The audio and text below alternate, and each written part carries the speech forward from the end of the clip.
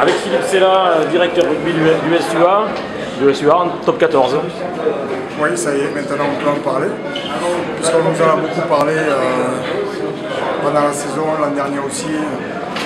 Mais bon, on voit comme c'est dur pour arriver au plus haut niveau, pour remonter dans les 14 meilleurs clubs français. On l'a vu encore cette année avec ce match nul à Perpignan qui nous qualifie, avec cette victoire d'un point aujourd'hui. C'est extrêmement serré, difficile, il y a beaucoup d'équipes qui aspirent à monter en top 14. Donc on y est, maintenant on peut en parler. On nous attend une tâche, c'est de pouvoir renforcer l'équipe pour travailler sur la pré-saison. Et ce que j'espère, c'est que l'état d'esprit qu'il y a aujourd'hui, qui a été construit là depuis 2 ans, puisse se renforcer encore un petit peu plus.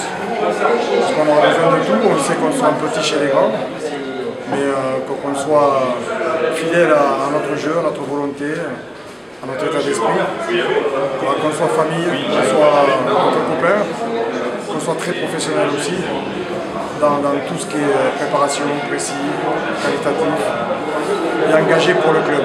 Voilà. Engagé pour le club avec tous les partenaires, avec tous les bénévoles, les salariés du club, avec l'ensemble du public qu'on va essayer de faire revenir encore un petit peu plus à Romandie. On est très fiers aussi de tout ce public qui est venu très nombreux aujourd'hui. Ça fait chaud au cœur de voir qu'ils chantent, qu'ils sont heureux. Je pense que le match du week-end dernier leur a apporté un moment d'émotion très fort. C'est la magie du sport. 8 jours avant, il y avait eu une défaite cruelle à la dernière minute et ça amène plein de doutes. Mais l'équipe est restée avec beaucoup de croyance et ce qui lui a permis de remonter la pente. Voilà, pour arriver finalement, je dis bien finalement, donc c'est une finalité en top 14. Vous évoquiez à l'instant la nécessité, le travail pour renforcer l'équipe, qui est le travail des dirigeants, qui est aussi le vôtre. Où en êtes-vous de ce point de vue? Nous, on a travaillé beaucoup sur l'équipe pour l'année prochaine par rapport à Pro D2.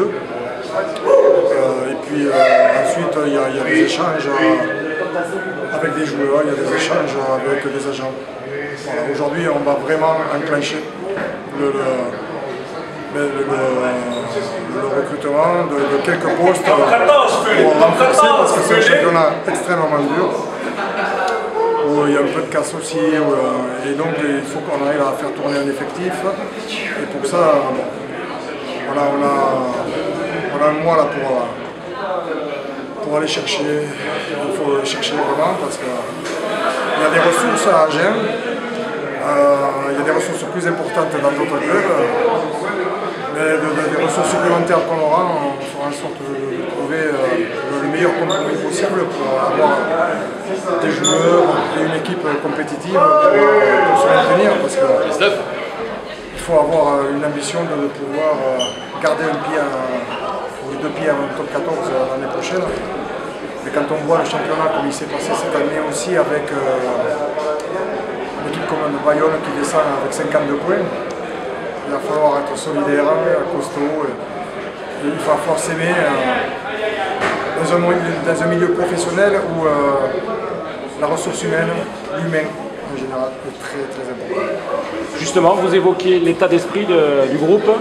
Marc Giraud, à l'issue du match à Perpignan, évoquait ce même aspect en laissant comprendre qu'il n'avait pas forcément vécu ça ailleurs. C'est quoi l'état d'esprit du groupe du SUA aujourd'hui? C'est d'être soi-même, de croire en soi. D'avoir une ouverture sur les autres, donc un lien avec les autres. C'est de pouvoir proposer, animer, en fonction du caractère que l'on a.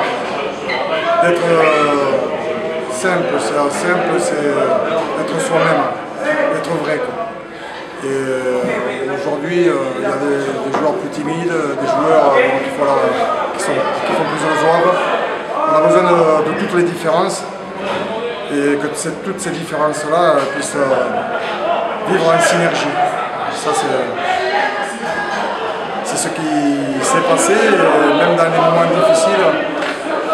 Mais il y a des moments où il y a des questions qui se posent, évidemment. Mais l'équipe, elle a toujours surmonté ces moments de faiblesse momentanés. Ok, merci.